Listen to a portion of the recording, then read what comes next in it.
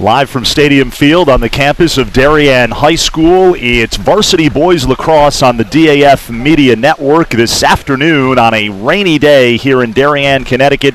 It's the top-seeded Darien Blue Wave taking on the 8th seed Wilton Warriors in the quarterfinals of the CIAC Class L state tournament. Hi, everybody. I'm Damian Andrews. So glad you could be with us. And joining me on the broadcast this afternoon is former Darien lacrosse star Jack Book, and from Wilton, the longtime public address announcer of the Wilton Warriors, Fran Donovan. So glad to have both of you with us this afternoon in what should be an entertaining game between two FCIAC rivals. This will be the third meeting of the season. And Jack, it doesn't really matter what kind of weather as we look out and see the rain coming down. It's postseason lacrosse, state tournament, doesn't get any better than this. You know, it really doesn't, and you got two great FCIAC teams here in Darien and Wilton. Long-standing tradition. Obviously, you know, Darien's had recent success over the last 20 years. But before Darien had this great rise to fame, so to speak, it was the Wilton Warriors and it was the New Canaan Rams pretty much every year battling back and forth. My dad, a graduate of Wilton High School in 1987. My whole family on both sides is actually, you know, they're all Wilton High School graduates. They're all former Warriors. So I have a tremendous amount of respect for the Wilton High School lacrosse program. Obviously, this is going to be a great one today. Well said, Jack. It really is. It's going to be a good one. Playoff games are always exciting. So it's Christopher Sweeney for Wilton and Tanner Strube at the face-off X as we are just about ready to go here. And we'll have a violation on Darien to start. It'll be Wilton possession as they go on attack to open things up here. It was beautiful out about an hour ago, and that has certainly changed. Yeah, and to keep an eye on early on here in this game, you know, players are warming up. They're making sure their sticks are tuned, and obviously it's such a high, you know, the stakes are so high in this one that you got to keep an eye on their sticks and making sure that their sticks aren't bagging out. That's a quick adjustment that I'm not sure a lot of these guys are going to have time to make on the fly, and we'll see if the weather clears up here a little bit. But that's definitely going to play a factor here early on. How about the footing, Jack? You think does this field hold up well to the kind of downpour we're getting? This is a brand new turf field, so okay. I hope so. You never really know with turf surfaces such as, you know, the one we have here at Darien. I mean, obviously Wilton had their stadium redone at Tom Fujitani Field. That's another fantastic venue. Oh, it sure is. Yeah, absolutely. There it is. And the first shot is high and wide of the far post by Brian Calabrese. Brian Calabrese, the senior, terrific athlete, and you will hear his name mentioned throughout this broadcast this afternoon. Quarterfinals of the Class L state tournament, Darien and Wilton Blue Wave, the #1 seed. They are on a 75-game win streak. Hard to believe. This is the third meeting, as I mentioned at the outset of our broadcast, between these two. Calabrese shoots low. Kind of Drake with the picked it up, the ground ball. And you know, that's a nice play there. What I'm noticing here early is that Wilton's trying to get Darien's defense to rotate a little bit. We saw in that first shot, the ball went around the perimeter, and as it came back, they were able to get a nice shot off from the wing. Nice save. As that's going to be, they're going to give, they're going to call Tyler Strube here for a push into the crease. That was Dean Donano that got pushed, I believe, #1. And it was a nice save by Sean Collins as well. Sean Collins has played really well this season, his first season as the starting goalie as a senior. It's been his time to step up and shine, and he has done that in spots throughout this season. Wilton's got a nice possession going here, and what I like to see, if you're a Darien fan here, you see Tyler Strube making sure that this Darien defense is letting it know that they're going to be a physical presence all day. Yeah. There was a great take in the middle of the field by Calabrese there. Just getting that defense, and there we go. That's Joe Murtha. Yep, but that's exactly what I'm talking about. They're trying to get Darien's defense to rotate. They were able to find Calabrese early. He missed the net, and then there the backside look is wide open. Obviously a man-down situation, so a bit of a different idea. But that's what you're going to see during 6-on-6 as soon as they get their next possession. Yep. Good call, Jack.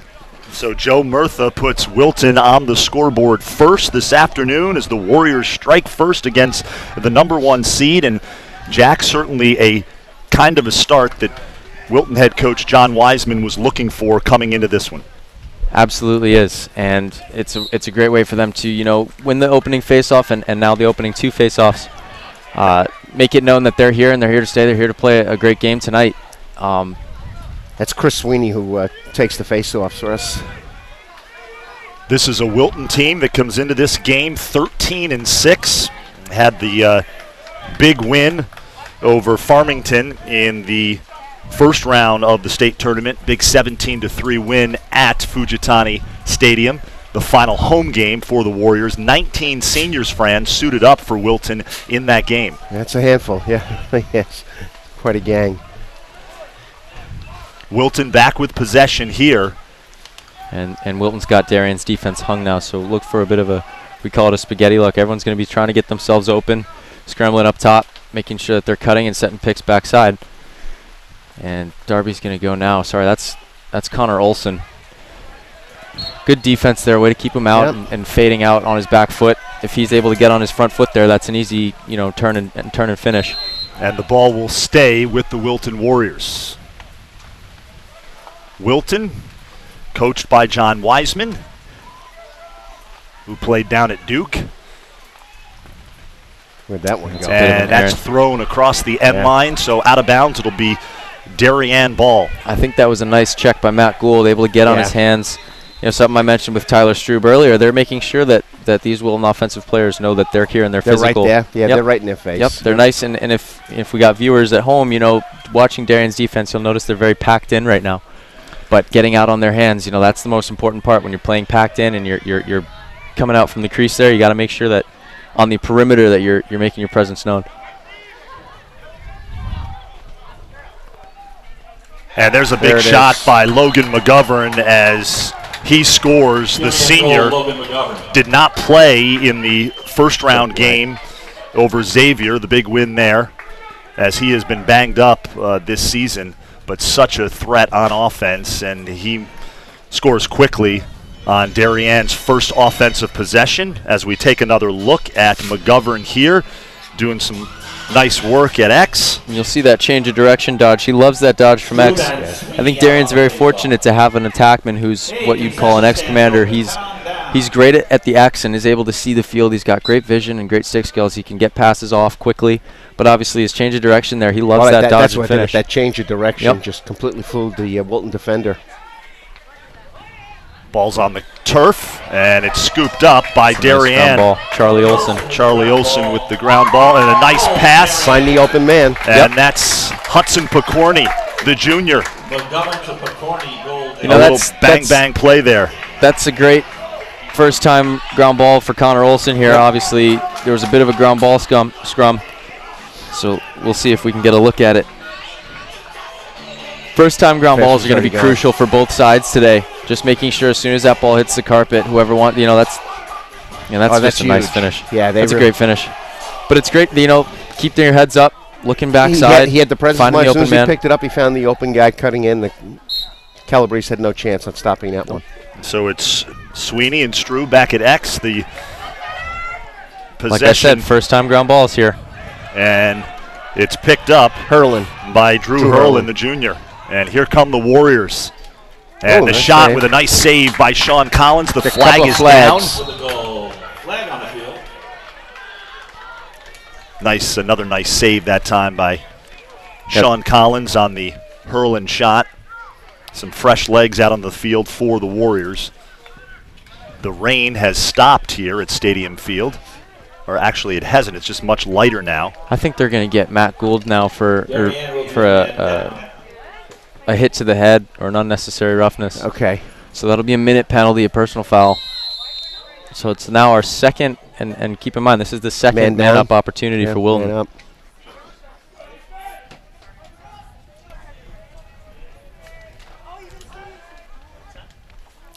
Warriors looking to find another hole in this Darien defense. Well, they're moving it nicely, Jack. And there's that same look that we saw earlier, that skip pass, getting Darien's defense to rotate and finding Murtha on the backside. Murtha the shot, and the ball stays with the Warriors.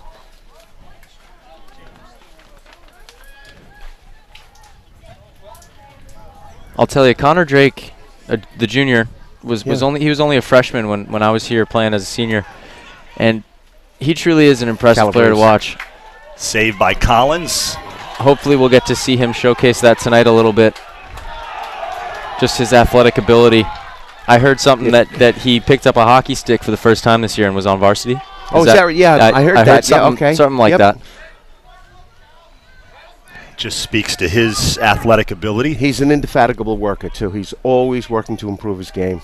Yep, and they've actually got, let's see. Here he is here. Got to move the ball in man-up situation. It's tough to dodge. You know, when you're a man up, there's always an open man. So making sure that you're passing that ball off as quickly as you can, not taking any extra steps and wasting your own time clock for the penalty. Now, the defenders all have a man there, Jack, or what's that? Are they playing a man-to-man right now? Yep, they're in man coverage, and it'll be. You'll rarely see Coach Braemar drop into his own. He likes to say, okay, I want your 6 to beat my 6. Just, you know, that's sort of been the way that he's always gone about it. It's been the foundation of his program. Yep, exactly, and he'll strategically throw in zones here and there just to throw off, you know, the flow of Wilton or whoever we're playing. Yeah. Yep. And the big shot Zayer from out front. Zach Zayer scores for Wilton. And the Warriors retake the lead. I'll tell you, it's pretty cliche, and you hear it a lot when you're a young lacrosse player and you're developing your game. Coaches always tell you shoot overhand, shoot overhand. As soon as you drop that stick head, it's very easy for a goalie to pick it up. So you can see that's a nice overhand release. He bounces it right, you know, on that far pipe. Stick side pipe for Sean Collins. Keeping it vertical though, so he's got he has to work really hard to track that ball. Good point. Okay. Apologies, we're trying to fix our scoreboard at the bottom of your screen. Thanks to everybody for joining us. Darien got it. And it's 2-2. I had said Wilton Score's tied. took the lead, but it's actually tied at 2. And here goes Darien back on offense. Friends, something to keep an eye on as you're watching this Darien team is their offensive midfielders, number 8 and number 6, being Blake Somey and Jack Joyce. They're also what we call two-way midfielders. So they're also, you know, our first or second string defensive short stick D-middies. And it's something that helps to keep the pace of pace of play where Darien likes it, and pushing in transition, having guys that can pick up ground balls on the defensive end. And I mean, obviously Jack Joyce there on the wing during the face-off. Exactly, and that's something you see in a lot of these elite college programs now too, especially in Yale. Oh boy, did they ever! And Joyce goes low, and he finds himself a goal, and Darien has a 3-2 lead. Jack Joyce on the pass from Brian Minikis. As we take another look at this.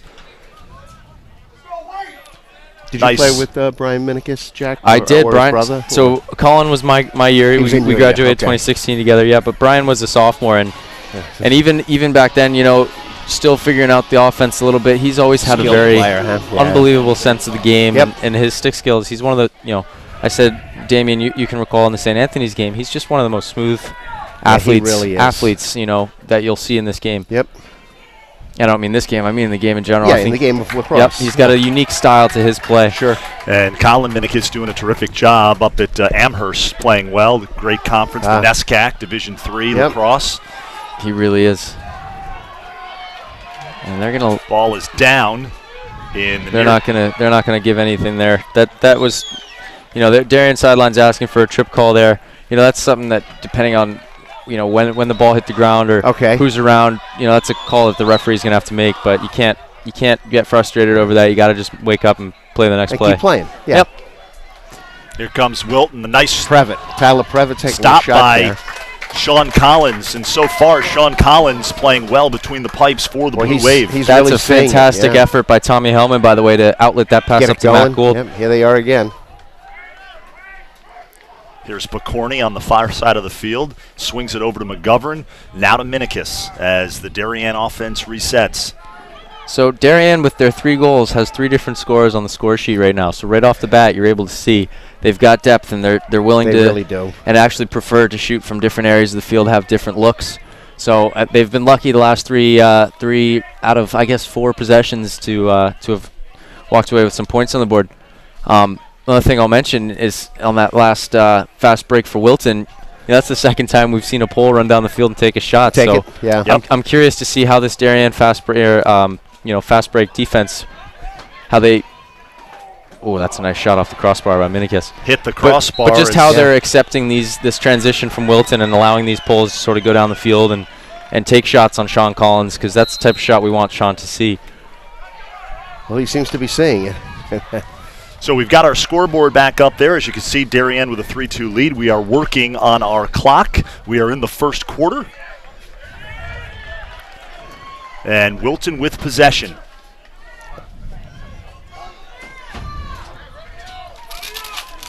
Good job by Wilton there, getting a quick substitution. Darien prides itself on having one of the quickest substitutions you'll see in high school lacrosse, with running two-way midfielders, but then able to, we call it purple, or in the college game, you sub through the midline, meaning you don't send guys through the box, you send them directly up through the midline. Okay. Wilton had a very quick substitution there, so that's going to enable them to keep pace and sort of keep Darien's defense tired, which is something Darien looks to get from other teams. Ooh. And Wilton turns it over. Defenders are tough, Jack. Here they come. And here comes Darien. Bruce Ferguson on the move. Bruce Ferguson with possession. Shoots. And they're going to, I think they're going to throw nope. Referee on the far side was reaching for his flag there. Bruce Ferguson, after the shot, landed in the crease. I thought they were going to give it a push, but they're just going to wave it and let these guys keep playing. That's a great, transition opportunity for Darien. Was Ferguson showing off his wheels that time down the field. Here's Minikis with the ball on the near side of the field as the Darien offense goes to work again. The shot flies over the crossbar. The quick release there by Minikis. I will say I love how some of these Wilton defensemen are approaching, and we call it an approach when you're running out and your man's about to receive the ball. How are you approaching? What direction are you coming from, and forcing him to make a decision early so that you can respond. And I like how Wilton's approaching, Brian Minikis in particular there. They were shadowing his left hand, forcing him to take that down the righty alley. I know Minikis loves that sweep over the top. Great point, Jack. Here's McGovern in front. Nice fake, and he scores. So Logan McGovern deposits it in the back of the net, and Darien is out to a 2-goal lead here in the first quarter.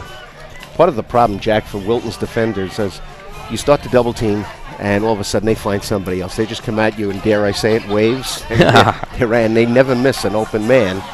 So as soon as you put the well, you see a nice two-slide there, but the problem is that I was just speaking about approaches. So 26 there needs to have a better approach and needs to make sure that if he's going to double that, he's stopping all forward momentum for Logan McGovern. Logan McGovern able to split the double team there and finish. And that's where it was. Almost a Damien, almost a Hudson Picorni-esque finish there. Yeah, sure. I feel like that's been Picorni's bread and butter. We saw it earlier today already. Sure. Of course, Hudson Picorni with the game winner in the FCAC championship against New Canaan, 13-12, Darien Absolutely, win. and off of a great ground ball. So it just goes to show, that's what, Darien, a lot of Darien's offense is generated off the ground or in transition.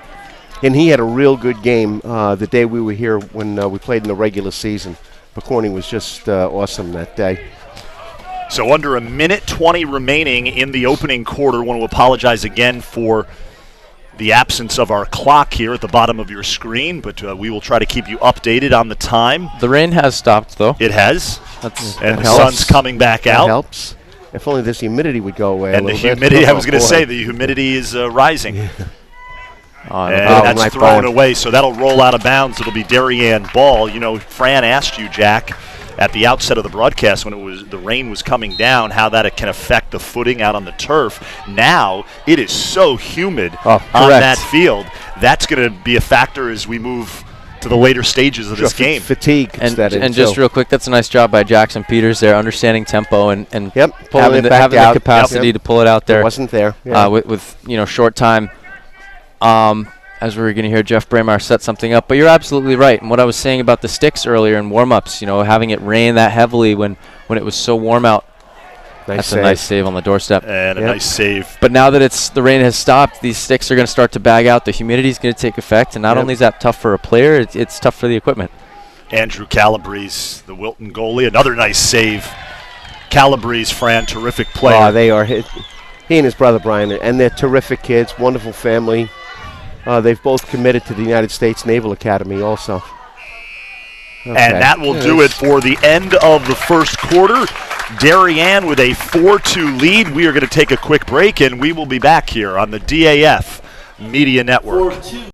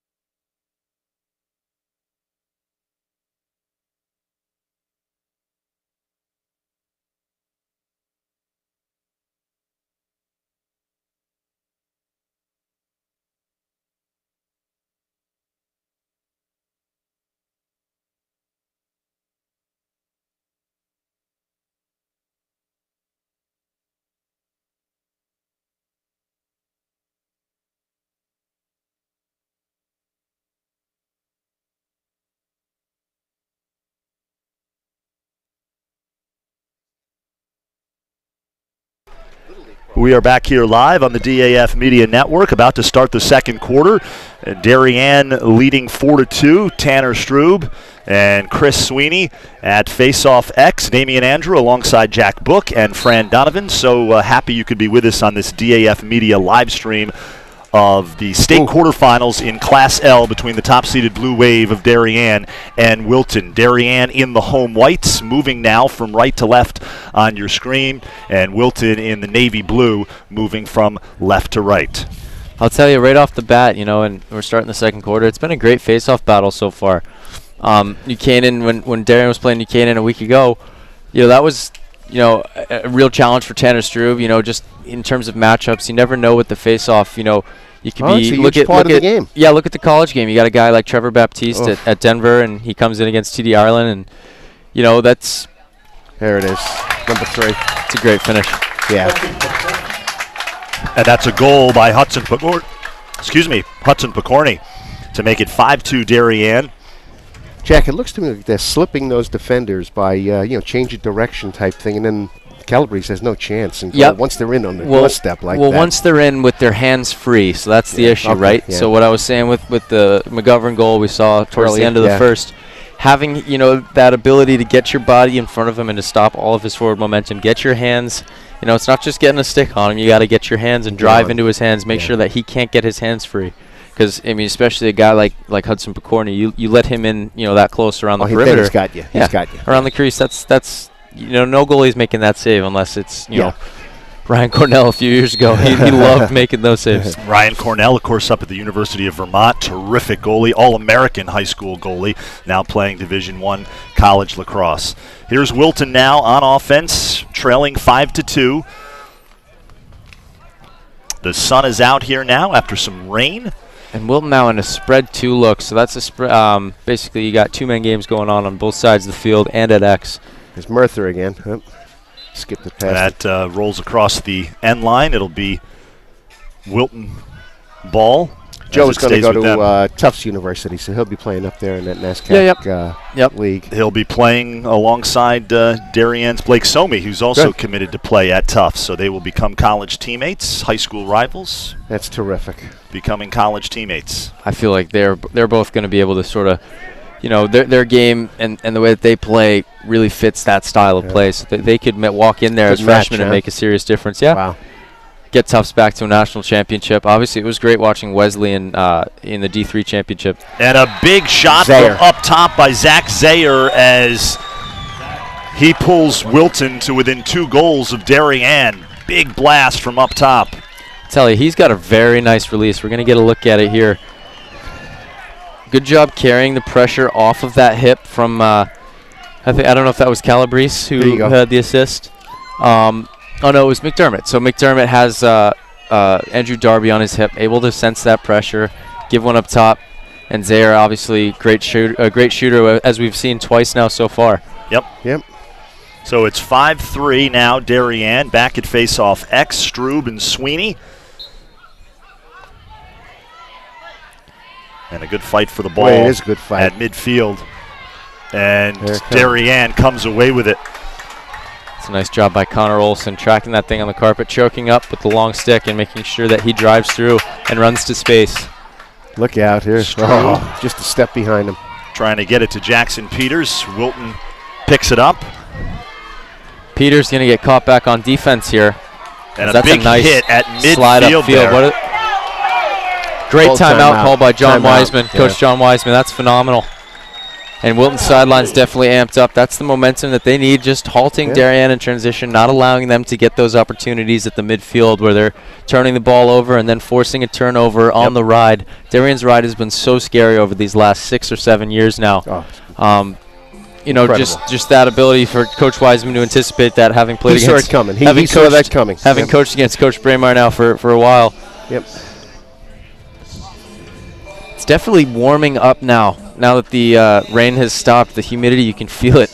We're in this tent here. It's sort of trapped in the heat's sort of been trapped. The humidity, I should say, has been trapped within these. I don't know what this is. Not a whole lot of ventilation here, no, is there? not at all. We're going to take a look at some photos. I think you know this guy right here, Jack Book. Fran, this is Jack Book back in his playing days here at Darien. Nice action shot right there. Very nice. Oh, these are all. That's awesome. That was such a phenomenal game. Ridgefield at Rafferty Field and Fairfield. You know, obviously tremendous respect for the Ridgefield program as well. A guy that we graduated with in 16, Peter Durth, had a great year up at Syracuse. I saw it, yeah. Yeah, it's such a fun league, and you really do get to know these guys and other teams. And that's nice, Jack. Yeah, that really is. In the summer circuit, you know, I had the pleasure of playing with Pete at that Under Armour, just at the underclass. Not the senior game, at the underclass games, and Pete's just such a great guy. And the respect you all have for one another. I mean, that's, I mean, you want to win, but there's a lot of respect when you're there. out here on this field, there are no buddies. And Coach Braemar had to make that point earlier this year to this senior class, just saying, I know, this senior class in particular has a bunch of buddies in Buchanan and Wilton and so on, just through the summer teams. They all play Eclipse. When you're out here, though, there's no buddy. You're my friend. There's no let up. No, nope. And there can't be. It just speaks to the talent. Southwestern Connecticut, certainly a hotbed of lacrosse at the high school level, at the youth level, and you can see why a number of the top Division I college programs do a lot of recruiting in this part of the country. And I'm curious, was Wilton called out of bounds there, perhaps? I believe it was out of bounds. He slipped. Got it. I wasn't paying attention. That painted portion of the end zone there. No, Damien, you made a great point, and Fran, you can attest to this. Wilton's youth program back in the 90s, I think you said you moved here 86, right? So that was sort of, Allen's Meadows and Guy Witten created this foundation for this youth program that was adopted by guys like my father and Kevin Waldron, Rich Vandenbroek. These, my generation, the dads in that generation created what became Darien Youth Lacrosse, and it was, it was that youth program that sort of fueled this rise for the high school program, and I know Jeff Braemar is very thankful for that. That was a nice save that time by Calabrese, and here comes Wilton going the other way. You mentioned Guy Witten, really the godfather of high school lacrosse in this part of the state. Yep, him and Howard Benedict. Absolutely. And now Jeff Braemar. There you go. And that's a goal for the Warriors. That's a great backdoor cut across the middle of the field there, similar to what we saw from Brian Calabrese earlier. Here's Dean Brian Donano. Set him up. Cuts. You can see he undercuts Tyler Strube there. Great catch and finish. Able to turn all in and one get motion. Huh? Yep, one smooth motion, Jack. And the pass was right there. Great view right there from behind the goal. And Sean Collins is not anticipating that. If you're a defenseman, your responsibility is to make sure you're not getting caught ball watching. So Sean Collins really no shot there. He's seeing that at the last minute. Guy streaking across the field there.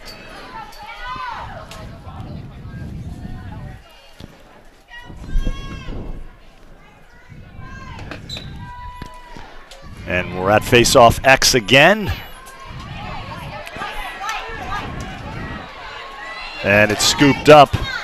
I tell you, Charlie back on the ground. Charlie Olson so far, if he had come up with that, he's having a great day today in terms of just one-time ground balls, first-time ground balls, picking the ball up off the carpet. So we're getting a look at Darien in transition now. And that is a big goal by Matt Gould. Speed kills, Jack. Speed kills. The long stick defenseman taking it almost the length of the field, and he scores. There were a couple of guys chasing him, but they never caught up with him. And well, Matt Gould's a very good athlete, obviously, and he was definitely in the mix when I was here. Yeah. He's such a physical player, and he's great on ball in terms of his defensive ability, but no one really gets the chance to see all too often just how fast he is in the open field and how capable he is as a shooter with that 6-foot pole. And it all started with that scramble down there for the loose ball. They got the ground ball, and all of a sudden they were off to the races. And well, he really mowed it down there pretty quickly. So it's 6-4 Darien on the goal by Gould. Gould, such a big part of this Darien defense, and that time go again. Doing some work on offense. Bruce Ferguson with the ball on the near side of the field. He gets it to Jack Joyce, and the Darien offense goes to work here. If I'm Darien and if I'm Coach Braemar right now, and obviously Coach Braemar, one of the great legends, I'm not going to even remotely, try to strategize and anticipate what he's going to do. But if I'm Darien right now, I'm looking to get some possessions, back-to-back possessions, where we can get shots on net, shots in the back of the net, and get good hopefully, shots. Okay. And sort of stop this, Wilton from being able to reciprocate transition the way that they have been so far. So maybe we'll see a bunch. I know Coach Braemar has so many schemes that he likes to run. He'll keep your defenses on their toes. So hopefully we'll see some different stuff coming up. Under 7 minutes remaining now in the second quarter, and a nice save that time by Calabrese. Both goalies have they've come up big. In spots on some really tough saves. How about the slide there too by Robert Herman on Hudson Picorni. 24. Oh, and a big hit near the 30-yard line. And Connor Olson, Robbie Herman. Returns the favor. Returns the favor is right. Herman and Olson collide. And here goes Wilton now, back on offense with possession. So you'll see Jack Joyce after that long possession on offense. He's definitely a little winded. So, if Nolan Quinn can identify that and pull him out, if that's the look that Coach Wiseman would like to see, that would be a matchup. Instead, here we have Murtha taking Connor Olson now through X. Olson, the LSM, long stick midfielder. You mentioned the multiple goal scorers that Darien has had in this game, and obviously speaks to the talent. Wilton, in their first-round win over Farmington, 12 different Warriors scored in that game. That was Dean Donano. And that is a Donano goal unassisted. No, that was on the outside. Yep, mom goal. Call those mom goals. And they're gonna call a push into the crease here, so it's gonna just no flag. Okay. After the it wasn't with possession. It was after the ball had already hit the side of the net, so it's gonna stay Wilton possession.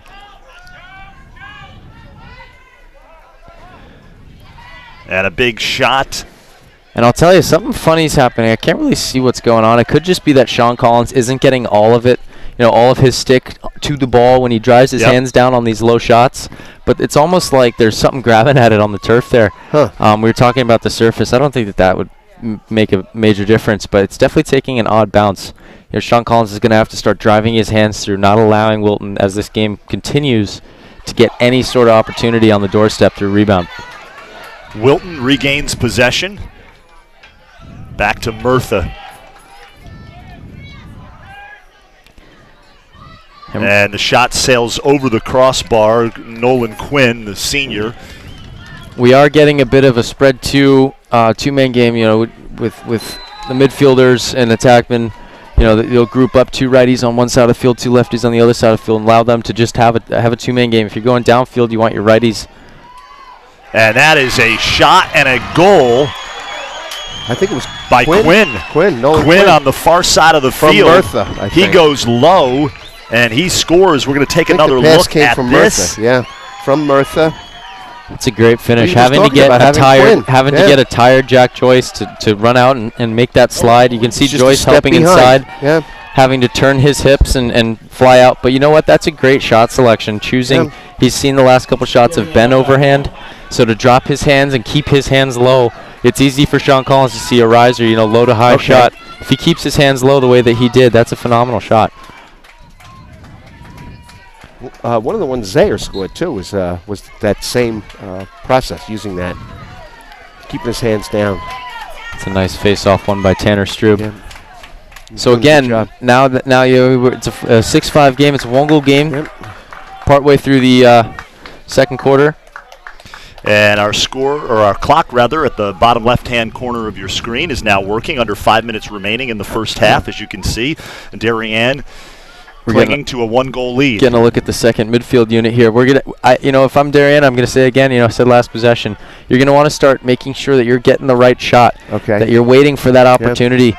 Andrew Calabrese is standing on his head in net for Wilton right now, but in order to get this thing to start rolling the way Darien wants it to, they're going to have to start getting possessions and winning faceoffs and not allowing Wilton to have any offense. I was just going to ask you that question as you bring that up. How big is this for Wilton as this game progresses here to just stick around, stay around?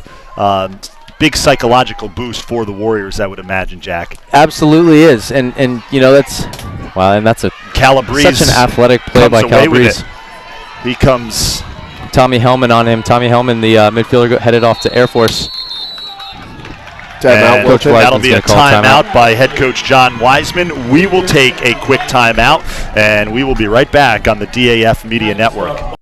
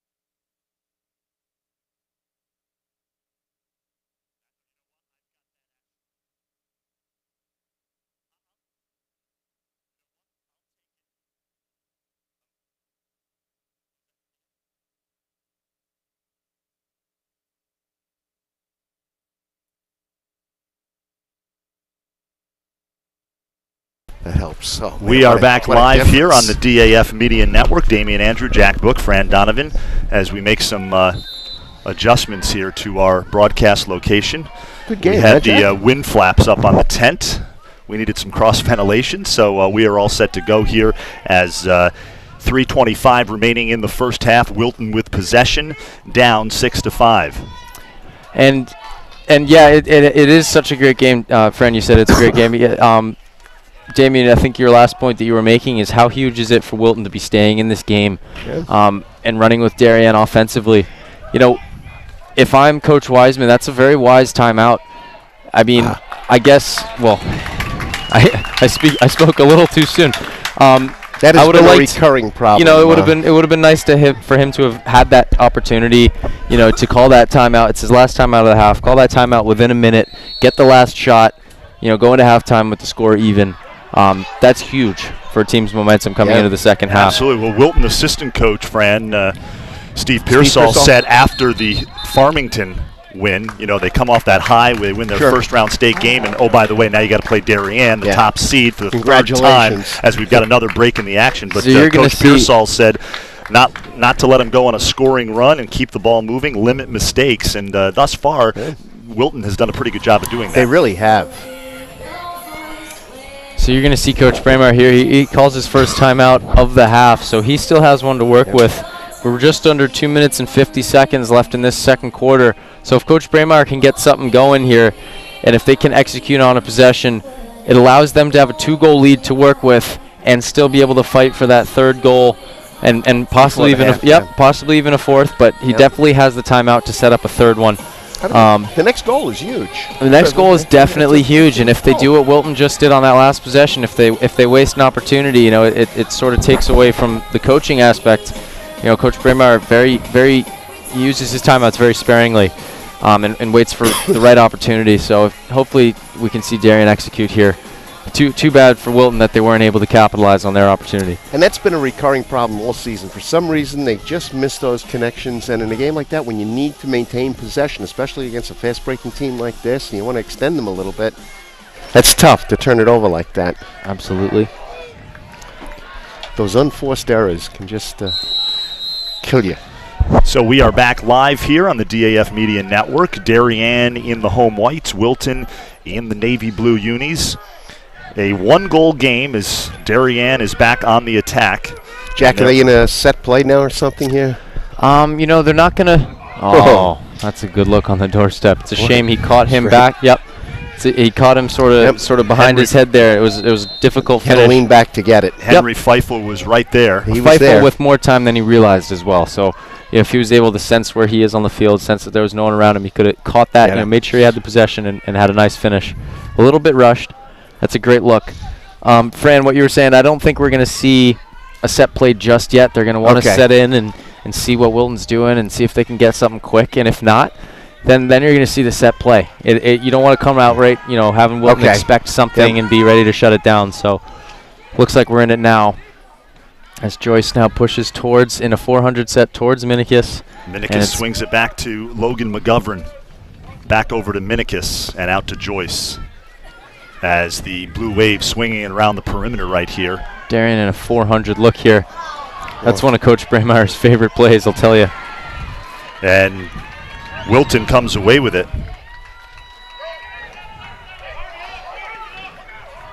He really does love that 400 set. And a nice defensive effort by Minikis, and he can't finish on the shot. What a phenomenal job.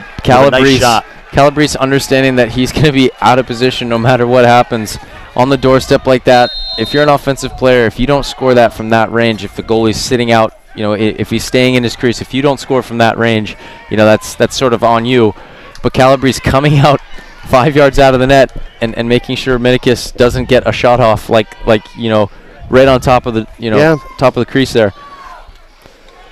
So approaching a minute left in the first half. 6-5 Darien. This has been an entertaining first half here from Stadium Field on the campus of Darien High School. A tad bit humid, but otherwise we'll take it. Sun-splashed afternoon here on this Saturday, June 2nd. State quarterfinals, Class L, between two teams that know each other very well. Their third meeting of the season. They met during the regular season here. Darien won that game, and then they met in the Gotta value possessions here. Semifinals of the FCAC tournament. So Darien won that game 17-5 back on May 23rd. Just about 20 seconds left, so if Darien can come up with this, Coach Braemar has one more timeout. So if Darien gets this in the offensive end, expect a timeout. Nope, they're going to run this in transition.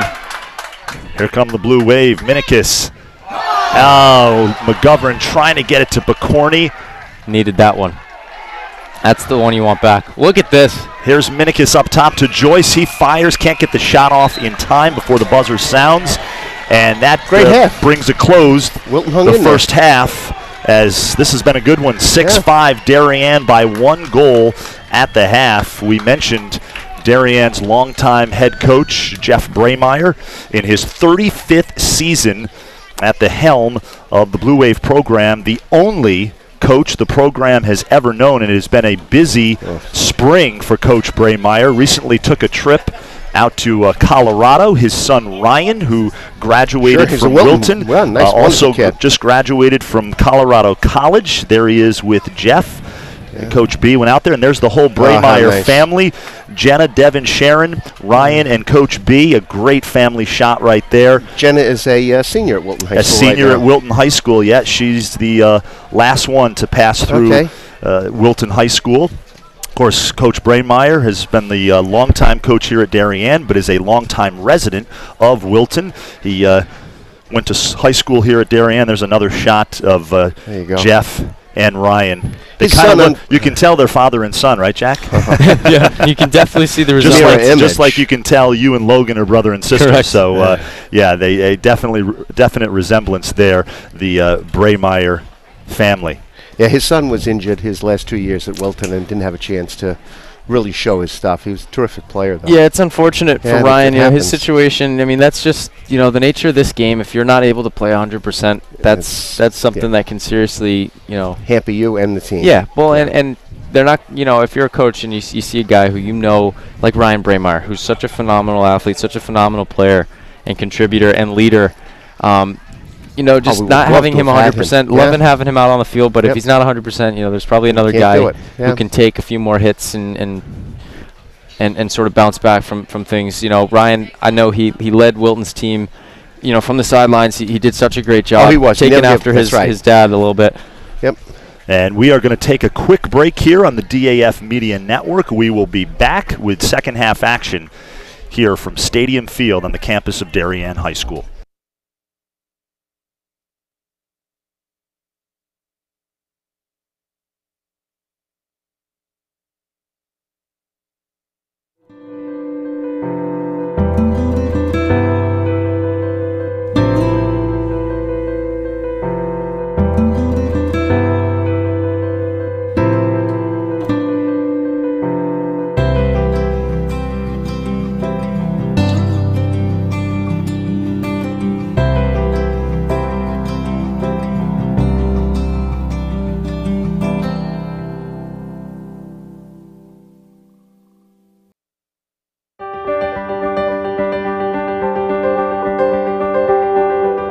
If you live in Darien, most likely you've benefited from the Darien Foundation.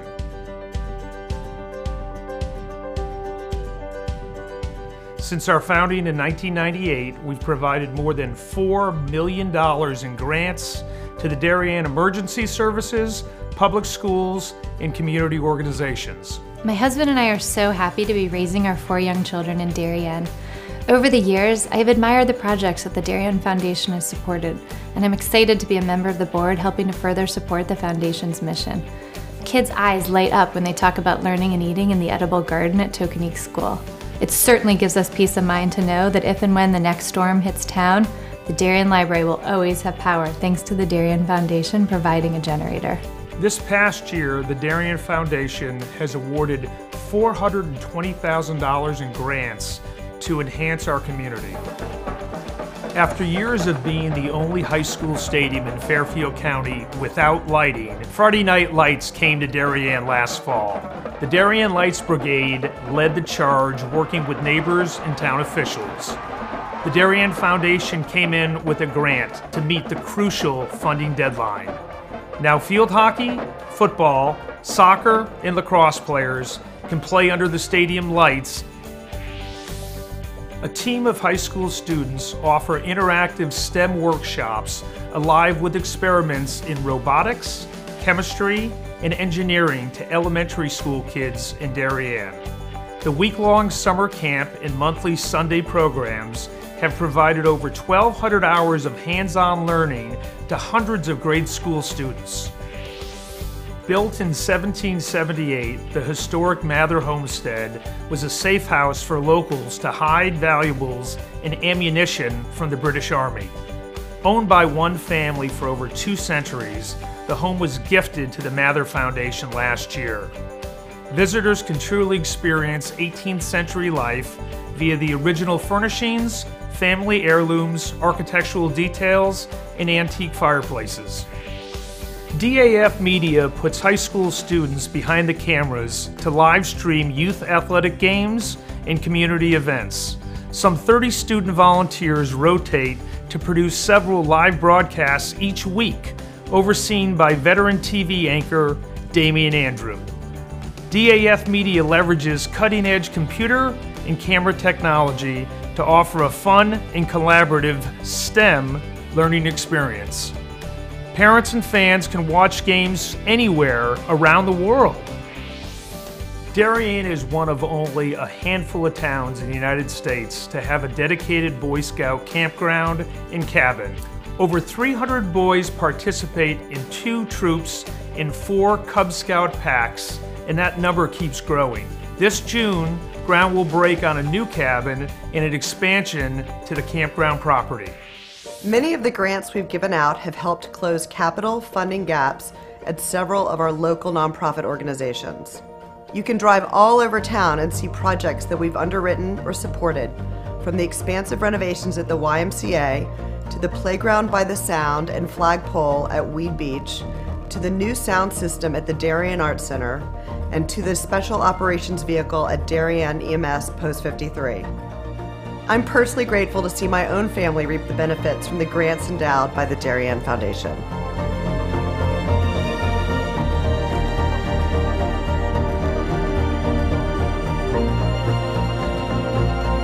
For 20 years, the Darien Foundation has been investing in Darien and offering our community organizations, emergency services, and schools a local resource to help them pursue innovation and excellence. Thank you for supporting the Darien Foundation. We are building a better Darien together.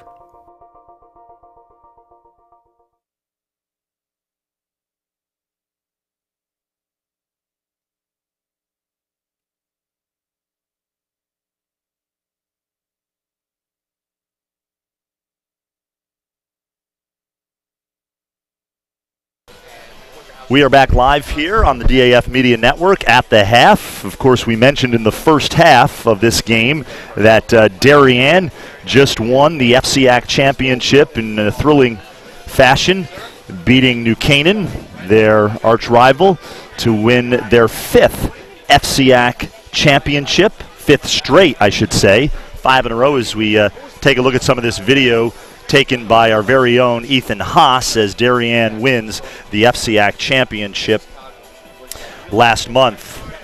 We are at the half here. Darien leading Wilton by a goal, 6-5, an entertaining first half. And we're going to take another quick break, and we will be back here with live second half action on the DAF Media Network.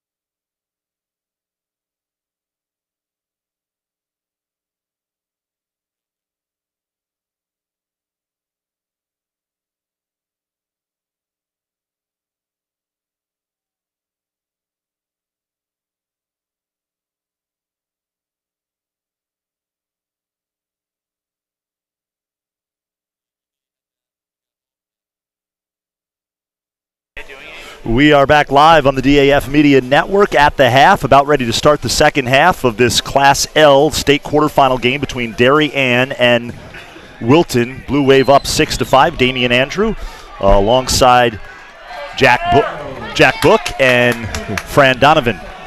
So glad you could be with us. Great to be here. Great to be here, especially since it stopped raining. It stopped raining. The sun is out. Now we got a good game going here, a real good one. And Tanner Strube initially won possession, and it is picked up by Somi. Blake Somi gets it to Strube. Wilton got away with 2 cross checks there. And I'm not looking to call this, and be looking for calls here for the Darien side, but they clearly got away with 2 cross checks there. 45 is a very aggressive. That was pretty ballsy coming out like that. Right after halftime, if Darien gets a man-up opportunity right out of the gates, that's not what you want if you're the Wilton Warriors. Not a way to start that third quarter. Darien and the home whites moving from left to right in this third quarter. Wilton in the navy blue unis moving from right to left. Ball is thrown away by Blake Somi. Crosses the end line. It'll be Wilton ball. And here come the Warriors. Those unforced errors, Jack, are just uncharacteristic for a team like Darien. Wilton's jacked up right now. You can see it on their sideline. They're not jumping up and down, but I just saw number 45 come off the field. He's fired up. He's a competitor. I'm curious if it's what I was saying about the sticks. Earlier having that rain and now. Yeah. I mean, Blake Somi is usually pretty disciplined in terms of his ability to get the ball around the perimeter. So here's Ryan McDermott with the ball on the near side of the field. Ryan has really come on the last half of the season. He's really been playing very well.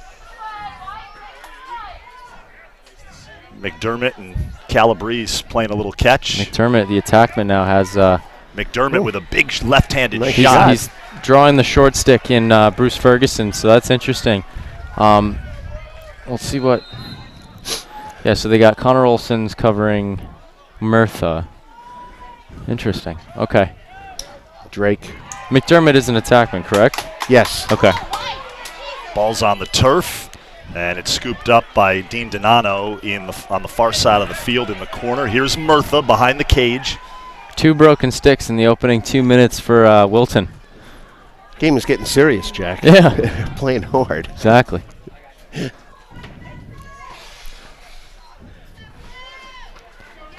So we see Bruce Ferguson is still here covering McDermott. Just shadowing and keeping on his hip. Ferguson doing a nice job on McDermott, They've got Andrew Darby's covering Calabrese, and this is Charlie Olson covering Donano. And Wilton running some clock here in the third quarter, down a goal, looking for the right opportunity against this Darien defense, and a nice save by Sean Collins near the near post. And Sean Collins, we'll talk a lot about him, but that was that's a nice job by Charlie Olson there. I'm not sure anybody's going to see that. If you roll back, you can check it out. Charlie Olson just protecting Sean Collins there, making sure that Donano's not poking at that ball, Murtha's not trying to get that ball through.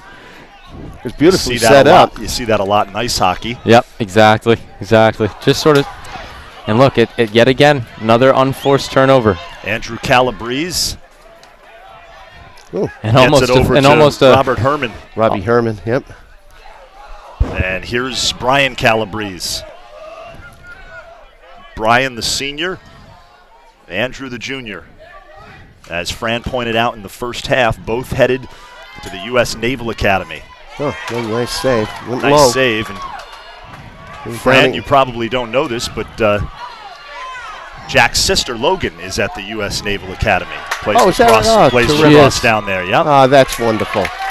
Logan joined us at the half the other day of the Darien girls game. Just finished up her plebe year. She shipped out this morning to Colorado. She's got her details backpacking in Colorado for the next week. She's got a bunch of interesting assignments this summer that just being a normal college student you really don't relate to. You don't understand. Like, okay, you're gonna get sent out on a destroyer. Normally, yes. That's cool. Another nice save by Collins. Scarfy took the nice shot there. Number 7, the long pole. Hey, Jack, let me ask you this. We've talked a lot about Sean Collins. I know you did not play goalie, but what has made him so effective this season? You've caught a number of his games, and he has just at times stood on his head for Darien, made some really nice saves. That's great to bring up. And speaking to some of these Wilton guys, I was speaking with Joe Murtha and Joe Scarfy and Brian Calabrese about the game, the upcoming game.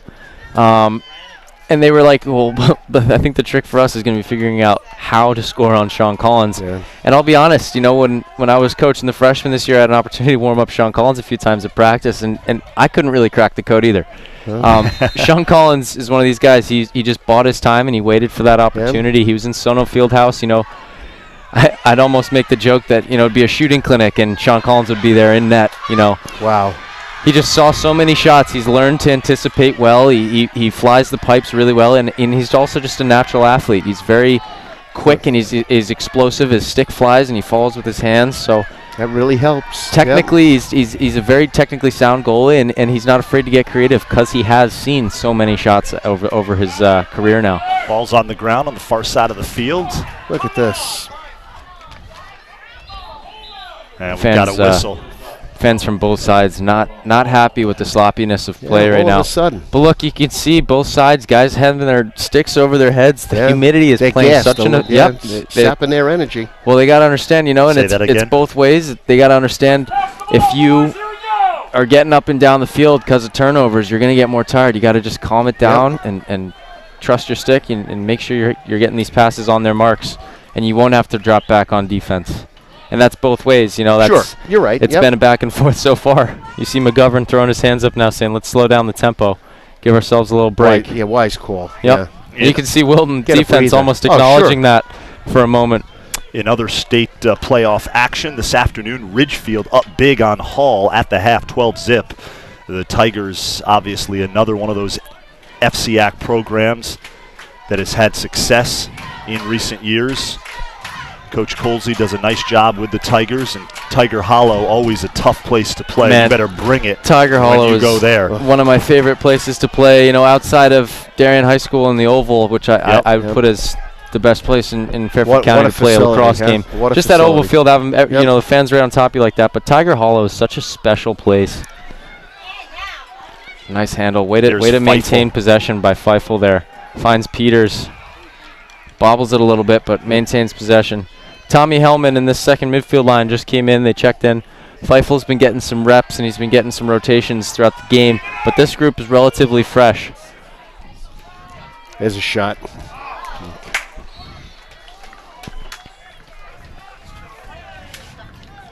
And the ball stays with Darien. Yep. Interesting dynamic on the sideline right now. We can hear it from here. Just both coaches sort of screaming at their guys, this is what we're looking for, this is what we're not, and trying to set things up. And guys are gassed, they gotta understand guys are tired now. But you do. I mean, this is state quarterfinals. Darien prides itself, and this senior class in particular, this team in particular, is in very good shape. They're very well conditioned. Yeah. They took that very seriously in the offseason, working with guys like John Carlozzi, who's a local athletic trainer, or strength trainer, I should say. Yeah, you can't do that 2 days before the big game. You've got to be doing that all year round. Yep, it's a year-round endeavor. Yep. That's a nice trail check there. We'll see if this Darien ride can. It's going to stay Darien possession here. That was Hurlin, number 35, that stripped it. McGovern looks to be a little. He's favoring his ankle just a little bit, Damien. If you notice, you mentioned that he was a little banged up and has been for a while. I saw him kind of going through some exercises out on the field, and he looked like he wasn't 110%, and he does appear to be favoring that ankle just a bit. Misconnection again. Jack, I think fatigue really is setting in somewhat. It's something. Maybe mentally too. Mental fatigue, just not being sure what's going on, because it's got to be startling as a player having both teams turn the ball over like that, and both teams sort of looking to. And Feifel breaks the scoring drought here that was a nice in the second half as he scores and puts Darien up 7-5. Mosh Pit's not tired. As the Mosh Pit's going. Darien sideline going crazy. Nice job there by our ISO camera, Thomas Kiernan. Here's another look behind the goal. Sorry about that, Jack. It's a great finish. Nice finish. No, it's there. all good. You see Brian Minikis getting fired up about that. You know, he understands. What I was going to say is both teams are sort of sitting here making turnovers and sort of waiting for the confusion's like, we're waiting for, if we're Darien, we're making turnovers. We're waiting for Wilton to capitalize, but Wilton's not capitalizing. Yep. Right. And Wilton's sort of doing the same thing. So that's good for Darien to break through there. Feifel having that guy on his hip, driving down the alley, being patient enough to wait for there to be a shooting window and shoot that nice low-angle shot on Calabrese. So it's Sweeney and Strube back at midfield at the face-off X. Darien with a 2-goal lead. This is a Wilton team that came in here with a plan, and they have played well. Oh. And they're not Ball's going to let that go. No call there. Ryan Eddy. I agree with that. Scoops it up, and here comes the Warriors in transition. That was Joe Scarfy that ran into him there going for the ball. I agree with that call. You know, drove to the stick, and he makes contact with the stick first and can drive his hands through. Might have been a little high, a little late, you know, in terms of the ball was already on the ground and he kept driving. But, you know, a ref, this late in the season, they're not going to let, they're going to let that go. They're going to let the kids play. Yep, let the kids play it out. So Connor Drake here. Drake's been quiet so far this afternoon. afternoon. I don't think he's taken more than a shot or two at the most. Good triple team there by Darien, just responding and making sure that he wasn't getting anything on a redodge. He's a threat at any time from anywhere on the field. There it is. Big left-handed shot that time is wide of the far post. Especially athletic players, you know, it's not just the first dodge. And Damien, I don't mean to cut you off, but you know, it's that second dodge. It's that dodge and redodge motion where you make a move. And Brian Minikis, you know, what makes him so great is he's sort of the master of this. He pulls out, reassesses, and attacks. So Darien double teaming there, triple teaming. Well said. The shot is wide of the near post by Dean Donano. You had been talking about how quiet Connor Drake has been. He got off a big left-handed shot during this possession for Wilton. Ball's on the ground, and it's scooped up by Tyler Strube, the junior, Tanner's brother. And here comes Darien. Bruce pass. Ferguson. That's the right time to use that bounce pass. Minikis with the shot goes low, and he puts it in the back of the net. Tickles the twine. He's awesome. Big shot by Brian Minikis. You cannot give him space, can you, Jack? Wow. No, you can't. And that's a phenomenal shot. 3-quarter release off of a great transition opportunity. Tyler Strube understanding that's the right time to use a bounce pass. Yep. It's not a coachable thing, right? You don't want to coach kids to use a bounce pass. You want to sort of have them develop that skill and be able to use it when they can, but that's not your go-to. So he understands he can use that bounce pass. Finds Bruce Ferguson, who finds an open Brian Minikis on the backside. Yeah. Perfectly set up. Nice transition. You got to honor a guy like Bruce Ferguson streaking down the field like that. He could just as easily run through the middle of the defense and stick one. So. And Wilton comes away with it. John DeRocco. Now we're not seeing any sort of a 10-man ride from Darien yet. That's when the goalie will actually come out and cover an attackman. But Darien's doing a great job. You see McGovern and Minikis jumping into, getting that passing lane between Calabrese and the man with the ball in the corner, making it seem like they're in a front pressing coverage. Having that guy open on the backside for a midfielder to slide down. It gives it a look of a 10-man without having the vulnerability down the other end of the field. There's Donano. Gets off a shot, bounces across the end line. It's a nice job by Donano, maintaining possession and getting a shot off. He was being harassed. They had him covered. Wilton's got some size to them this year, and Darien, especially on the defensive ends, got some big bodies. So I'm looking at guys like, Zaire and McDermott, who are big bodies, able to withstand that sort of pressure. Donano also a big, he's there with Tyler Strube. Tyler Strube, I know him personally. He's a good-sized dude. So, definitely able to withstand the type of brute force that Darien's defense brings to the table. They're strong, all right. That last shot, Damien, was 22, is Liam Sullivan for Wilton. Here he is again. The junior. He swings it out to Zaire. Zaire goes to the cage. Looking for his third of the day. Shot is wide. Yeah, Zaire has played well today for Wilton. Yep. Keeps his stick up, and we call it the kid. Like, he keeps his stick in what we call triple threat, where his hands are above his chest area. He's keeping his hands up, and they're all coming overhand. You know, all these shots have been overhand. You have a triple threat position in basketball. You have a triple threat position in lacrosse. Yeah, well, it's actually, it's a women's lacrosse. It started off as being something the women's game that coaches developed and used to develop technique in collegiate level players, and it's been adopted by. Okay, yeah. Yep, it's been adopted by a lot of men's coaches. Jack, did your sister play here at Darien as well? She did. She played last year. She and I were 2 years apart, and then I did a repeat year. I went to King LaHaye with Thomas School in Stamford for a year. So she and I were only a year apart, and that's great having a younger sibling who's not, the gap's not that great, and sure. Oh, that's and really you can nice. Relate, and you go through things, and you can talk to, she was especially playing the same sport. That's terrific. Well, yeah, and that's great as well. She and I, when we were kids, we used to go out in the backyard, and I think she got a little tougher from that. What was that called, Jack? I must have missed that one then. I was looking at you, so honestly, I didn't pick up on it, but It'll be Darien. Good opportunity. Here come the Blue Wave. McGovern shoots low, and he scores. McGovern keeping his stick low. Let's see if we get a replay here. Calabrese jumps because he's anticipating that box fake, that heavy fake down low and finishing high. You can see he drops his hands and Calabrese jumps. See, he jumps up. Yep. Nice work on that by Thomas Kiernan on camera, That's a great angle. He just keeps, you see McGovern here just keeps his hands low and finishes low, even though his body's coming up. You see his shoulders and his head lift, baiting Calabrese to jump. It's a great finish. Yep. Great work. I want to give a quick shout out to our DAF media production crew as we look at this face-off. Thomas Kiernan on camera 2, Luke Cini on camera 1, our main camera. Our director is Anna Sapio, and our executive producer is Brendan Ross, doing a great job bringing us all the views of this one. And there's a quick goal at the other end by Wilton as Ryan McDermott, who we have been talking a lot about here in the second half. He strikes quickly, and the Darien lead is now 3 goals. Yeah, we're going to get a look at this here. So I didn't see who made that initial pass, but he spotted him all the way down here on the goal line. It's interesting. Oh, nice he goal. Splits the defender and Collins. That's a nice finish, but I don't know. It's an interesting call. There's not a lot of contact there with Darby. You see Darby sort of backing away, and McDermott able to move Darby.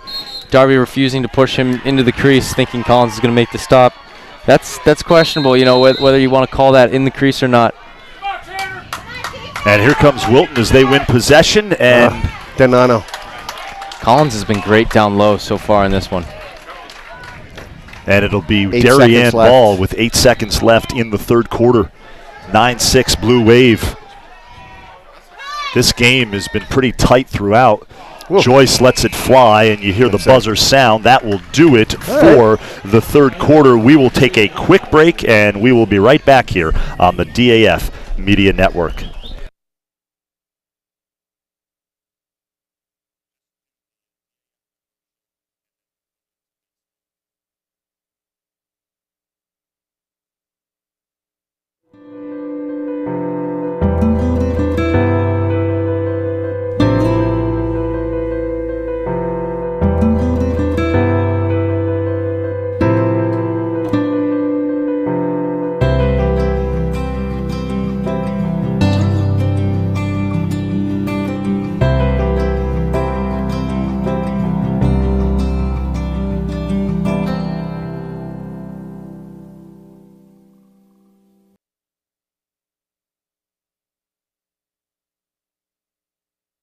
We are back here live on the DAF Media Network. The FCAC Baseball Championship was decided about a week and a half ago, and Darien comes up big in the championship game, beating Staples. As we take a look, actually that's St. Anthony's. The St. Anthony's video from earlier this season. Darien and St. Anthony's. Jack, you were on this call. It was a great day weather-wise. All of a sudden, a monsoon just crops up. I hope people go back and watch the end of that game, because if you look at how colorful, you see the scoreboard in the back there. You could barely see the numbers at the beginning of the game because it was so bright. It was such a nice day. I'll tell you, Damien, I was so happy to be a part of that. That was a great honestly, and I was speaking to my dad after the game, that was the coolest lacrosse game I think I've ever in my life I would seen. I would agree with that. I wish I had been playing, honestly. It was one of those moments, but it was truly, that was such a phenomenal, right? Yeah, it certainly was, and Darien ends up winning that one 11-10 in what was just a terrific lacrosse game between two great programs. The shot is wide of the near post by Brian Calabrese, the senior. But yeah, it was a day a little bit like today, where it was just sun splashed for 3.5 quarters of that game, and then out of nowhere this front comes in, Fran, and it was something. So Fran, I think we'll notice if we look at the attack unit for Wilton right now, number 40, that's Gaston Acosta-Rua. Right. So McDermott is out. He's on the sideline now with a towel around his neck. Not quite sure what's going on there. It could be the humidity. We were talking about the fatigue. It looks to be maybe some heat dehydration or something. Yep. Something like that. Darien here in this fourth quarter, moving from right to left on your screen. Wilton in the Navy moving from left to right as the Blue Wave offense resets here. Blake Somi up top near the 35-yard line, swings it to Minikis, down to McGovern, over to Picorni. Hudson Picorni, of course, had the game winner in that FCAC championship against New Canaan at Brian McMahon Casagran Field. Jack Casagran Field. Another really terrific facility. It's such a great place to play. And a big shot that time by Jack Joyce. The bounce shot is true. And as you can see, the Darien sideline, the mosh pit there. I'm telling you, they're not feeling any. They're not tired. They're good to go. They're ready to go, huh? What I like about this finish here is Jack Joyce is such an athletic kid. He's a quarterback of the football team. You see him getting into a nice spot there on the field. He loves that outside shot. So for him to be able to execute in the middle of the field here in the crease, find that quick. You see him take that 3-step arc, find that shooting window, and finish through the legs of Calabrese. And the pass was right there. Hit him right at the right time, too. Yep, it was great. Great and look. It's Sweeney and Strube back at face-off X, and the possession is won here by Wilton. As Darien now with a 4-goal lead here in the fourth quarter. And now we've got Joe Scarfy also down on Wilton's bench, also getting treated for what looks to be heat symptoms. Hopefully these guys are well hydrated and that this isn't going to become something that plagues them. It's great to see McDermott's back out there after that opening possession. This here is the trainer. She's tending to them. Great defense that time by Darien.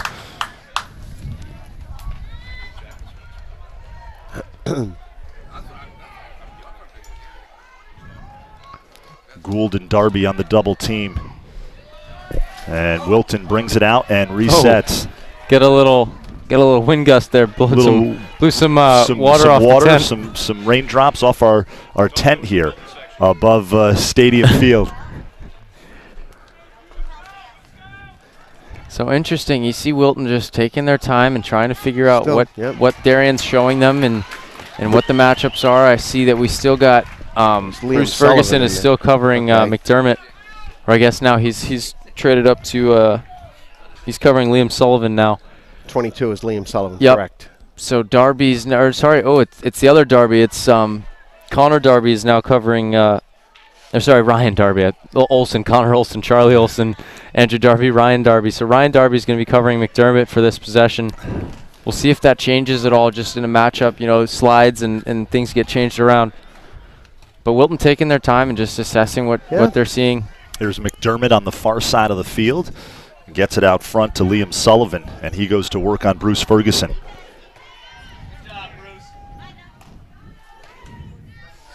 Here's Dean Donano behind the cage at X.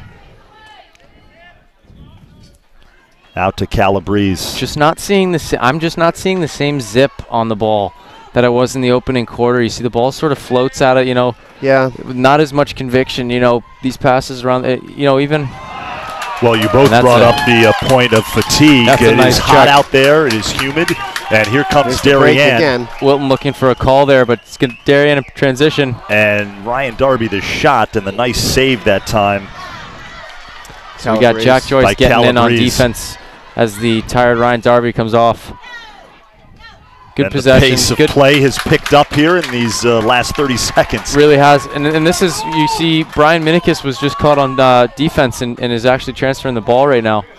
Nice play.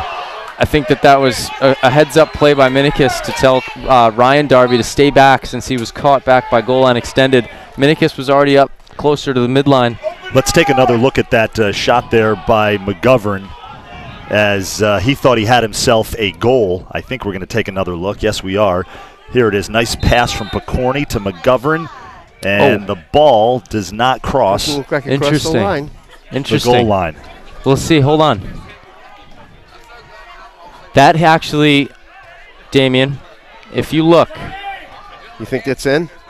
it's an interesting it's call. I close. can't really tell. It doesn't look like there wouldn't be any reason for that ball to have generated any spin. It wasn't deflected by Calabrese.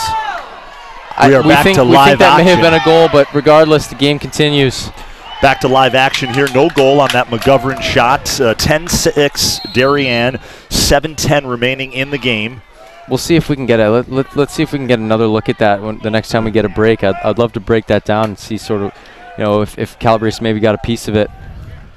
But we're going to get a nice look at a 6v6 possession here for Darien. Feifel and Joyce check in as midfielders, and Somi down here on the righty wing, being covered by Zaire. Here's Somi with the ball. Scarfy back on the field again, number 7. Minikis on the far side of the field, swings it to Feifel, over to Joyce, back to Feifel. As Feifel and Joyce play a little catch near the 40-yard line. Here's Blake Somi now on the near side of the field. Gets him on his shoulder And there. he heads to the goal, and his shot is wide of the far post. Pretty good take by Somi, Yep. able to use his wheels and get Zaire on his hip, on his back hip, I should say. Fighting him off of that shoulder, getting that right arm back so that he can release a righty shot to that top corner. Just a little bit off his mark. Here's Minikis going to work on Drew Hurlin, gets off his shot, bounces over the crossbar, crosses the end line. It'll stay with the Blue Wave.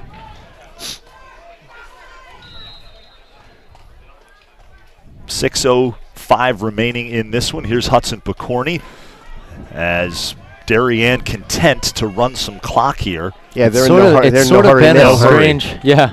It's sort of, guys, and excuse me here for interrupting you guys. It sort of has been a strange game so far. It doesn't really feel like the fourth quarter just yet.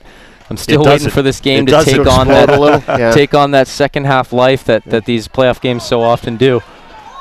And that's that gonna ball be- rolls near midfield. It's scooped up by That should Jack be an Joyce. over and I don't know. Darien might have just gotten away with an over and back there. I couldn't really tell from this angle if that ball had completely crossed the over. line.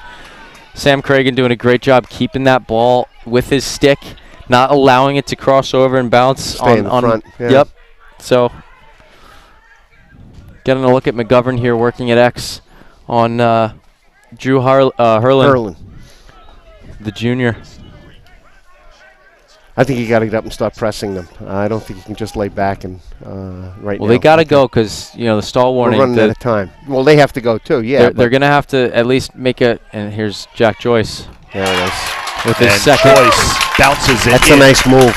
to the Yep. back of the net. And there is that mosh pit. Fran, on I don't the know if you know Darien much sideline. about the mosh pit or anything because we keep showing it, but that's been a thing now for some time.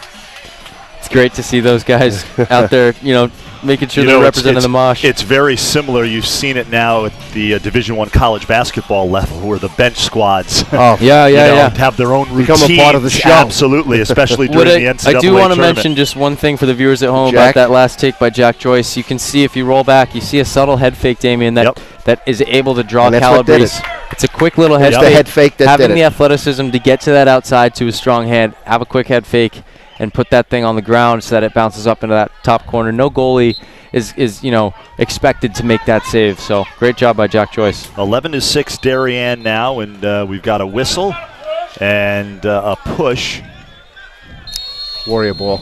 and it'll be Wilton ball As the Warriors now Connor are Drake not here. only going up against Darien, Fran, but they're facing the clock here. They're gonna- They're that's under an 5 issue. minutes remaining now in the game as the Warriors have to go Yeah. if they Yep. want to climb We saw back in this one. Connor Drake come onto the field nice and hard. Like, we love to see guys jogging onto the field, with pace, and he sprinted out there. He made sure he got to that position. he's I ready to thought- go. I thought the offense was going to initiate as soon as he got out there.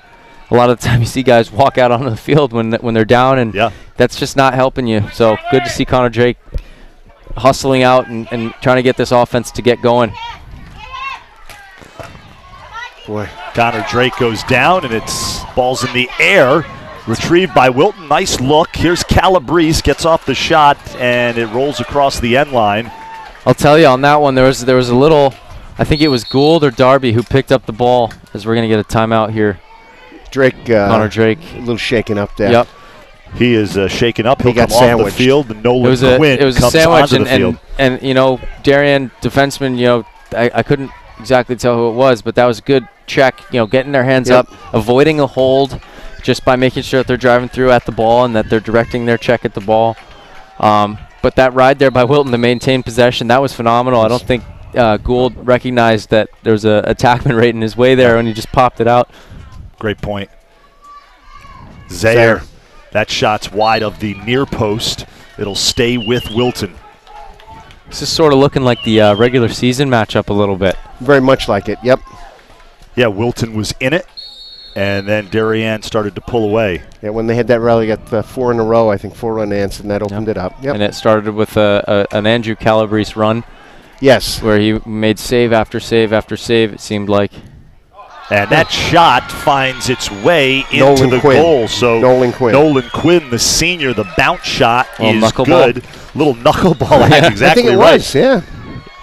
So let's take a look here. What it deflects Little off. Did it filthy hit throw somebody? knuckleball. So that's going to deflect off of. No, Yeah, I and think- you just see it takes an interesting bounce. Yeah. Sean Collins reads that right off the stick head, yeah. expecting it to go one Yeah. direction. And It's it that skipped. slight. Yep. He was that in slight position, deflection. as Exactly. we saw from that replay. He was in Exactly. position, and it ball just skirted by him. Yep, skip by him. And here Round is 4, 3.5. Strube and Sweeney. I'm curious about the At face-off face-off stat X. here. This face-off battle has been fun to watch all day, and I hinted at it at the beginning of the game. These guys have been going back and forth. Strube with some key moments, and now Sweeney. Yep. And another possession won by the Warriors, so they are down by 4 goals. There is a timeout here. Wilton. It is 11-7 Darien. And as I mentioned earlier, a few moments ago, as we saw that St. Anthony's video, we want to show you the Darien baseball video pictures from the FCAC Championship. There you go. The pylon Look at that. as they That's beat Staples in the title game at Cubetta Stadium. Some terrific shots right here, and it was Darien's second FCAC championship in 3 seasons. Of course, Fran, the Sweet, Wilton Warriors won it a year ago. Yeah, two Coach out of the Egan has last done 3. a terrific Yeah. job. Had a chance to talk to Coach. We did a game on the DAF Media Network earlier this Yep. season, regular season game. Wilton had a lead in that game, and late in the game, a couple of walks, and Yep. then a bad throw Yep. from the catcher to first base and a little squib, and all of a sudden, game changed. It's always great to see Coach Egan. He is Oh, he's always something positive, else. What a great terrific guy. terrific coach. Of course, used to coach the football program at Wilton, and the long time baseball coach. You were telling me he's been the baseball coach 40 years How about now. that? It's incredible. 40 That's years. pretty amazing. And he's stat. and he's still a And young he's- guy. and he's got incredible energy He and certainly enthusiasm. He's does. positive to the kids. Well, It's- you two know the FCAC as well, and we're here watching a great lacrosse game, but every sport, there's always great matchups. I mean, football, you look at the Darien Buchanan Turkey Bowl rivalry that has almost been flipped. Yep. Absolutely. Buchanan winning, 11 years in a row, I think it was, or something. But, as an alum of the school, to see the baseball program having this success, I remember Sean O'Malley with his walk-off triple.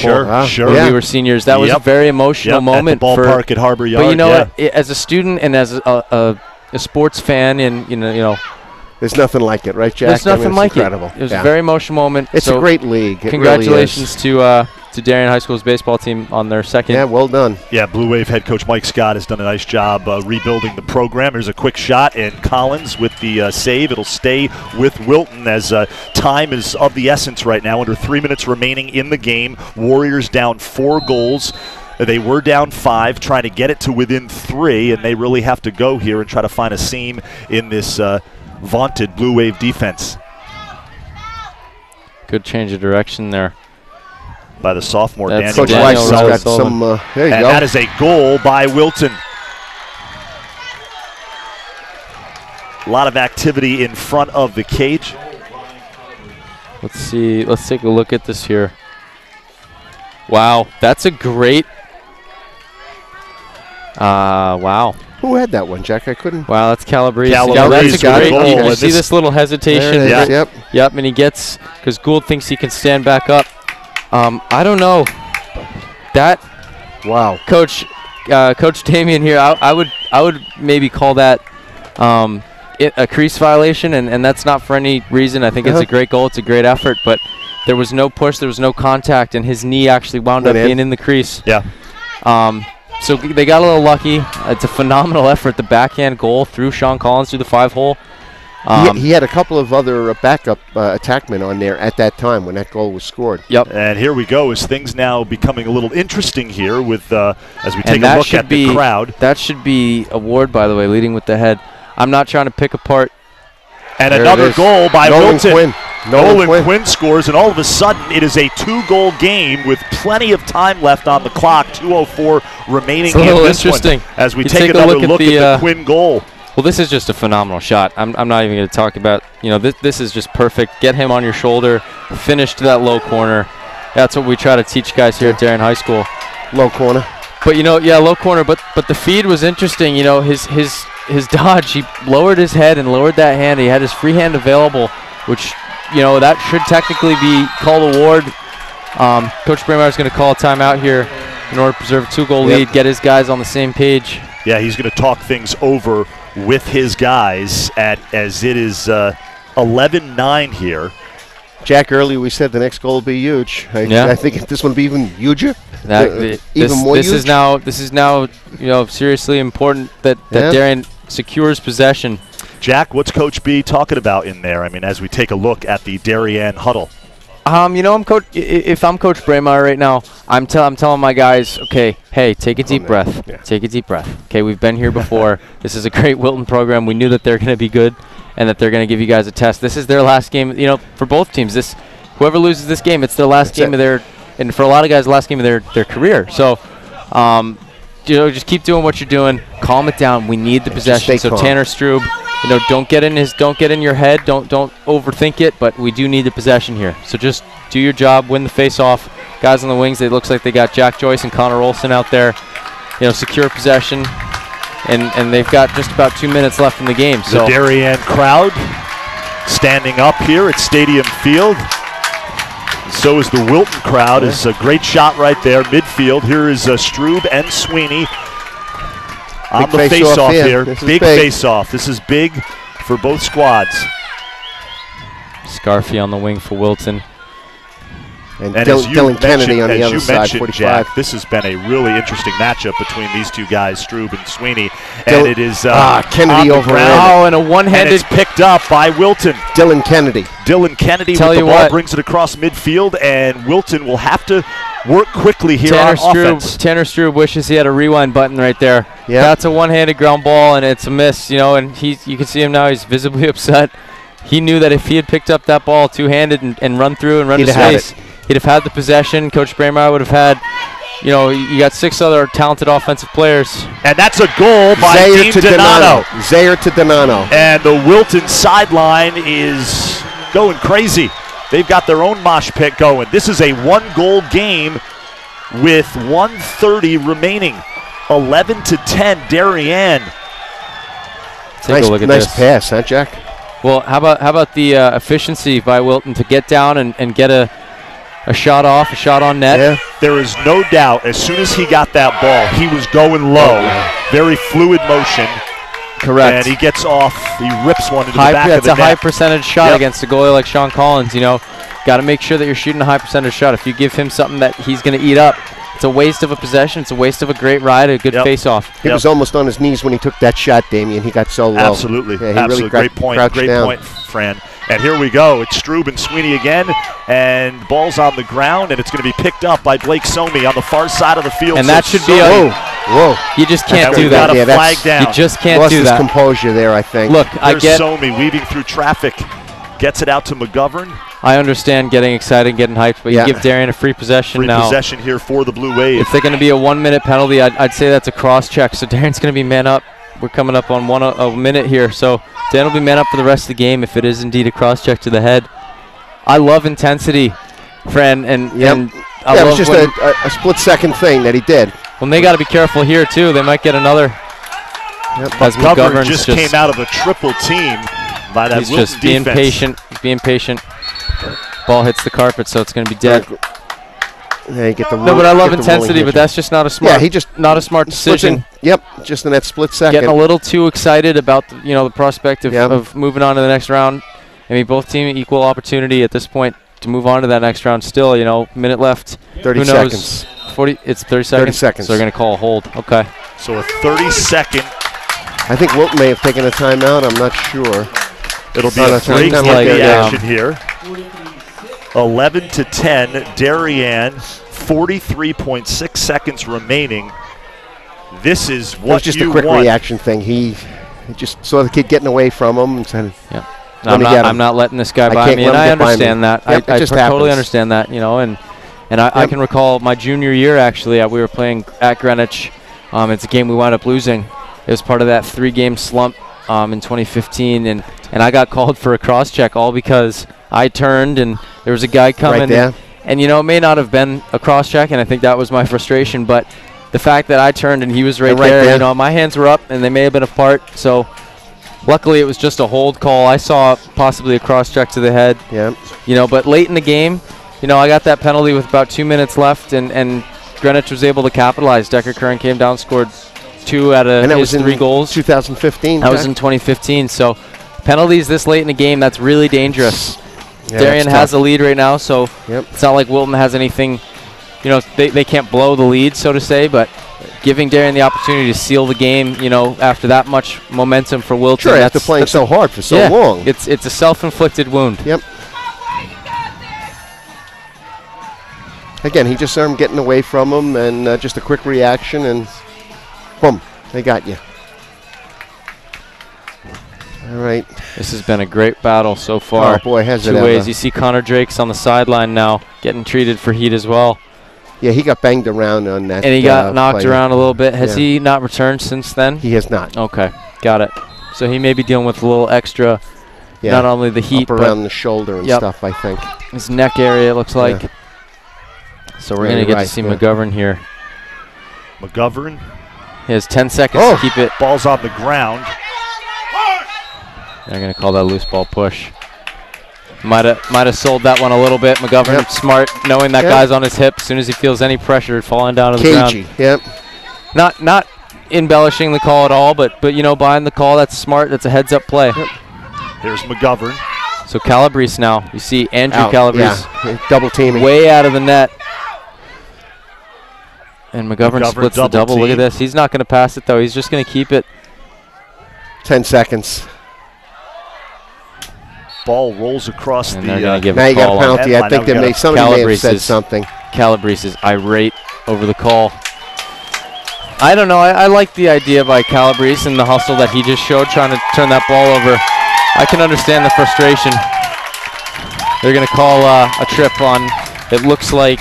Scarfy, maybe 7. No, Previtt. Oh, Tyler Previtt. 44. And Previtt's not too happy as well. Penalties this late in the game, friend. This is what's and Damien. This is sort of what you really can't have happen at the end of a lacrosse game. And Darien will hang on and win this one and advance to the Class L state semifinals. Well done. 11-10. 11-10. Darien wins it. They hang on. And a game. Wilton team came into this matchup. Well, and, they never they gave did up. not go away. Yeah, they didn't go away. Anytime you watch a John Wiseman coach team, that's one so thing typical. you'll notice. Typical. They are not going to go away. They are going to bring it. And Darien, really, Jack, lucky to come away with a win here. Absolutely. As they were up 5 goals late, and that Wilton rally. went What on, a rally. Absolutely, and my hat is off to the Wilton Warriors and the way that they played tonight. They came out and they game planned for Darien. They did a good job. Congrats to Darien. They're moving on. They're going to get played hard. They're going to get a chance to continue their win streak and add another piece of hardware to their legacy this senior class. It's such a talented group. This They're Darien awesome. group. They're really good. But Wilton really took it to them tonight. They so sure did. my They gave hat's them off to everything them. they got. Yep. Sean Collins. I think Sean Collins had a phenomenal night tonight, as did Logan McGovern, battling through some injury, maintaining that possession at the end of the game. Damien, you were mentioning he was a little, banged up. So there we are, Jack. Fran, we're making our on-air debut here on the TAF Media Network, but a big win for Darien as they hold on. They will move on now to the state semifinals on Wednesday night. Nothing is easy. The site of that game playoffs. still to be determined, but a big win for Darien, and the win streak continues. That it has now reached 76 games. So wow, that's the spirit. It's pretty impressive. But as you mentioned, Fran and Jack, gave them everything they could handle today. By Wilton, they came in here. Everything. This game at the start of the fourth quarter, midway through, appeared to be over. And then all of a sudden, they never gave up. Wilton fought right to the last pass. Jack, if you're Coach Braymeyer, and you know him very well, and you're in that locker room after this one. Yes. Obviously, you're elated with the victory, but not so elated with the way it turned out down the stretch. You're absolutely right. I'm actually curious. I'd love to actually go and You'd love to be a fly on the wall. I don't even know if he would. It is a great game, and it was a great battle. Right.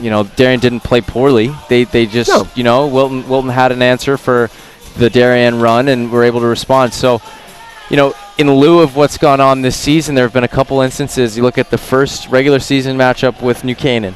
You look at the FCAC championship. You look at now today the state quarterfinals. There have been a number of instances where Darien has allowed teams to come back into games. So I think Coach Braemeyer's message is, enough's enough. Guys, let's finish off this year the way that we know we can. Yeah, absolutely. It is not easy to beat a team. And the old cliche, three times in a season, and Wilton nearly pulled off what would have been a big upset. That would have been incredible. I want to give a shout out to our entire production crew: Luke Cini on camera 1, Thomas Kiernan on camera 2, our director Anna Sapio, our executive producer Brendan Ross, and Fran and Jack. Damien, always great seeing you. You do a terrific job, Jack. Thanks, guys. Thank you for having me on. For Fran Donovan and Jack Book, I am Damian Andrew. Darien wins 11-10. They're moving on to the Class L state semifinals. This has been a production of the DAF Media Network, a joint venture of the Darien Athletic Foundation and the Darien Foundation. Again, Darien wins 11-10. Enjoy the rest of your weekend, everybody. Take care.